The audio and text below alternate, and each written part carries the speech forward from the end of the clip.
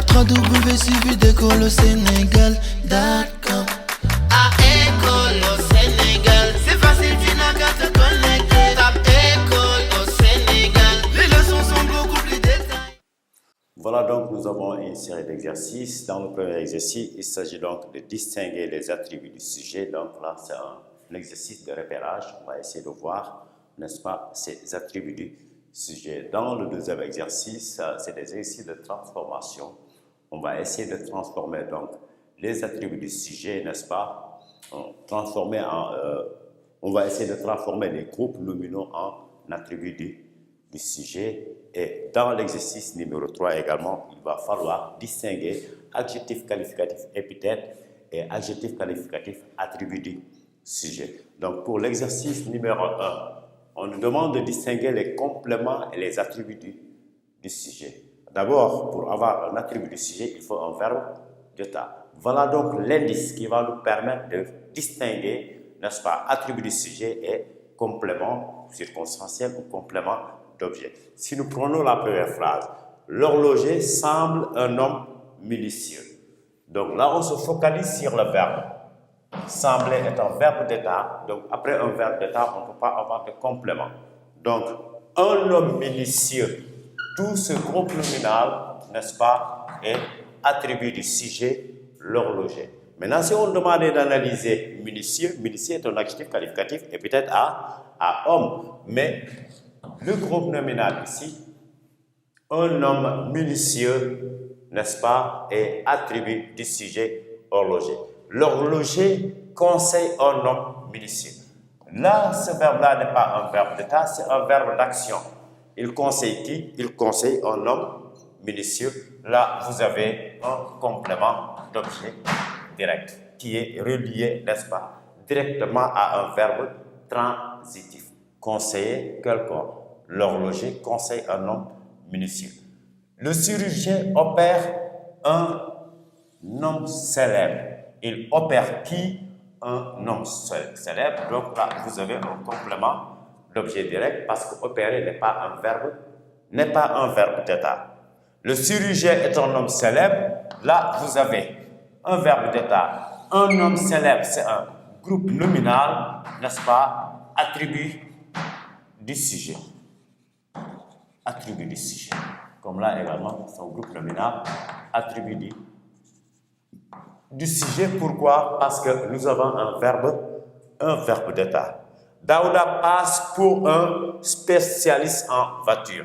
Vous avez l'expression passer pour qui est un verbe d'état. Passer pour, c'est un verbe d'état. On peut le remplacer par Daouda est un spécialiste en voiture. Passer pour peut être remplacé par le verbe être. Donc, un spécialiste en voiture, là, vous avez, il n'y a même pas de verbe, vous avez un groupe nominal.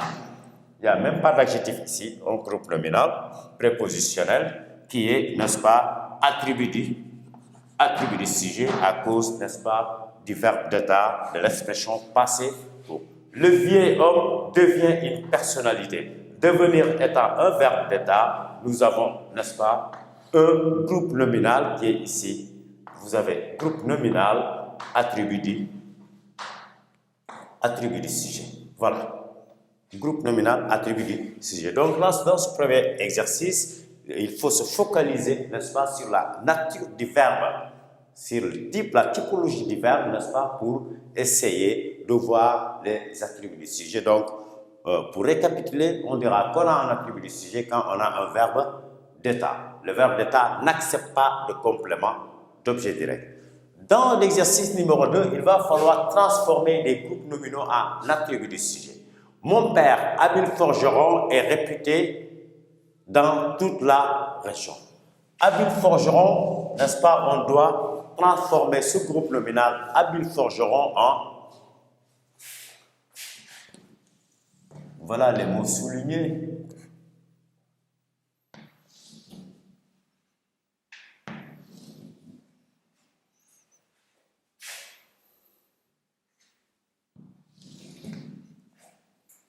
Mon père, habile forgeron, est réputé dans toute la région. Pour transformer ce groupe nominal en attribut du sujet, il faudrait qu'il y ait un verbe d'État. Et pour cela, on va transformer cette phrase, n'est-ce pas, on va faire une transformation relative. Mon père qui est un habile, mon père qui est un habile forgeron, est répété dans toute la région. Donc pour transformer le groupe nominal en attribut du sujet, il va falloir faire une transformation relative, parce que là vous avez mon père est répété dans toute la région, proposition principale, qui est un habile forgeron, proposition subordonnée relative introduite par le pronom relatif complément de l'antécédent. Très bien, donc si nous prenons la deuxième phrase, là également il va falloir faire une transformation relative. Le bateau qui est une élégante pirogue pouvait transporter 10.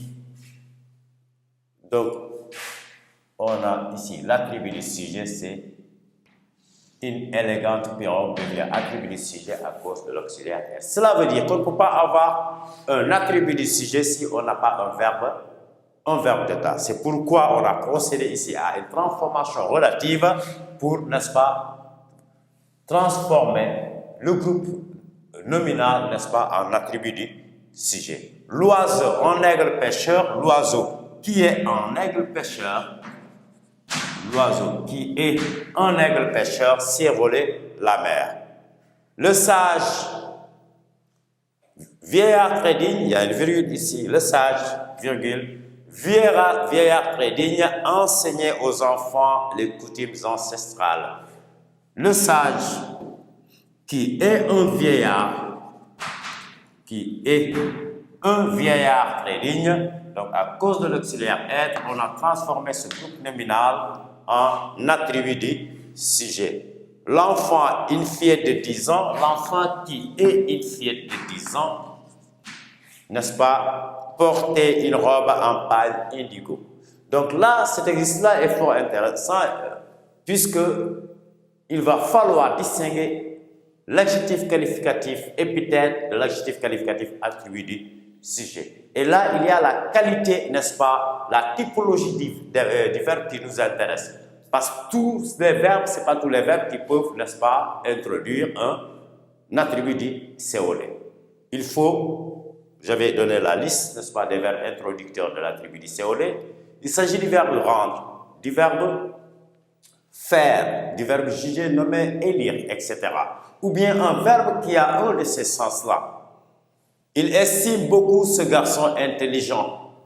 Il estime ce garçon intelligent est un groupe nominal complément d'objet direct. Le conseil de classe a estimé cet élève intelligent. Qu'est-ce qui est intelligent?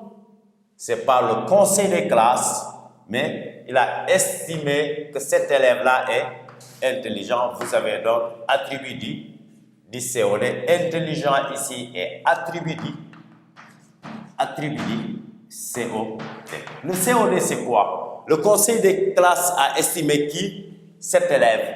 Cet élève est complément d'objet direct et la qualité de l'intelligence est attribuée à l'élève et non au conseil des professeurs.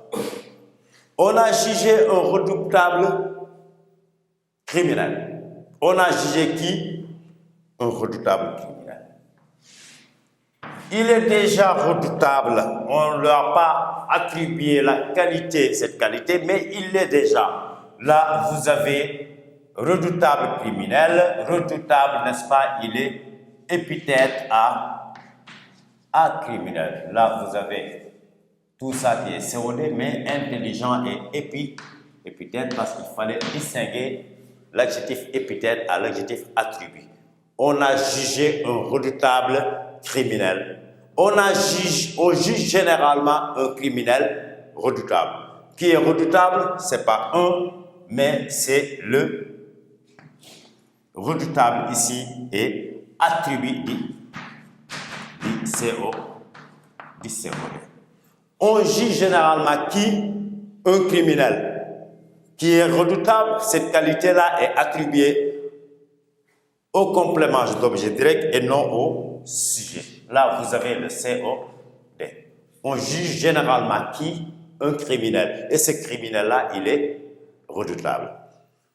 Voilà, si nous prenons la cinquième phrase, le comité a nommé un trésorier honnête. Le comité a nommé qui? Un trésorier. Qui est honnête? La qualité de l'honnêteté, n'est-ce pas, est attribuée au complément d'objet et non au sujet. Alors que si nous prenons la dernière phrase, la sixième phrase, le comité a estimé le trésorier honnête. Il a estimé qui? Le trésorier honnête. C'est quelqu'un qui est déjà honnête et il l'a estimé. Donc, honnête ici est un adjectif qualificatif, épithète donc à trésorier. Voilà donc, nous venons de terminer les exercices d'application par rapport, n'est-ce pas, au cours sur l'attribut du sujet et du COD. Ce qu'il y a à retenir, c'est d'abord, pour avoir un attribut du sujet, il faut un verbe d'état et qu'après un verbe d'état, il n'y a ni complément d'objet ni complément circonstanciel. Le verbe d'état n'accepte ni complément d'objet direct ni complément circonstanciel. Après donc un verbe d'état, on a un attribut du sujet. Mais il va falloir également faire la différence entre attribut du sujet et attribut de l'objet. Vous pouvez avoir un attribut de l'objet si la qualité, n'est-ce pas, est attribuée et donnée au complément d'objet et non au sujet. Et pour ce cas, il faut forcément, n'est-ce pas, un certain nombre de verbes qui nous permettent, n'est-ce pas, d'avoir la fonction attribut du COD. Il s'agit des verbes nommer, juger, élire, rendre, faire, avec, n'est-ce pas, cette catégorie de verbes. Avec ces catégories de verbes, vous avez la possibilité d'avoir un attribut du COD, c'est-à-dire une qualité qui est reconnue au COD et non au sujet. Donc, par rapport à la classe grammaticale des mots qui peuvent devenir attribut du COD ou attribut du sujet, le plus souvent, c'est des adjectifs qualificatifs, c'est un groupe nominal, c'est un verbe à l'infinitif, c'est un pronom. Et quand je parle de pronom, ça peut être un pronom relatif, un pronom relatif, un pronom possessif, un pronom démonstratif, un pronom interrogatif, puisque le pronom remplace un nom qui a été précédemment cité pour éviter la répétition. Par conséquent, le pronom peut épouser toutes les fonctions, n'est-ce pas, du nom ou du groupe nominal. Voilà donc, prochainement, nous allons essayer d'avancer un peu. Nous allons voir le chapitre, n'est-ce pas, concernant le verbe. Parlant de verbe, on verra la typologie des verbes, n'est-ce pas, les formes des verbes, n'est-ce pas, avant de passer de la transformation passive, c'est-à-dire la voix active à la voix passive. Donc, je vous remercie. www.suividecolosénégal.com